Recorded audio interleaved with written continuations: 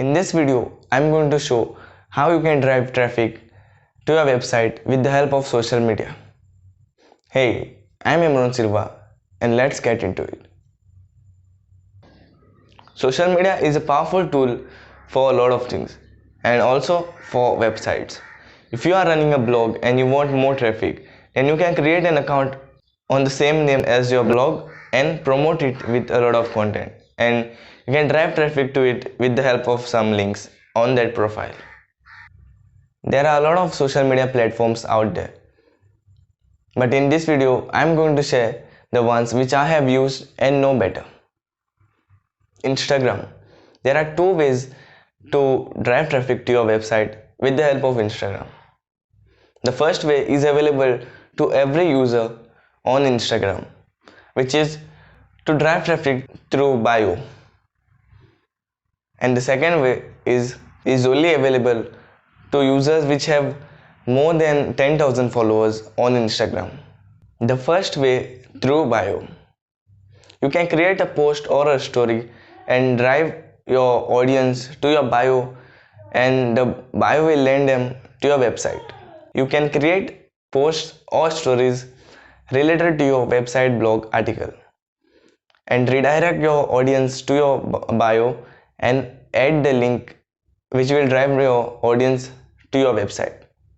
The second way, if you have more than 10,000 followers on Instagram, you can use the swipe up feature for stories. You can create a story with a swipe up feature and add the link to your website or the blog article. So this way, when people swipe up your stories, they will land on your website. This was for Instagram. Now we'll look into LinkedIn. LinkedIn is another tool which can help you get more traffic to your website if you can create great posts on the platform. On LinkedIn, in the post section, you can't add lengthy articles because there's a limit.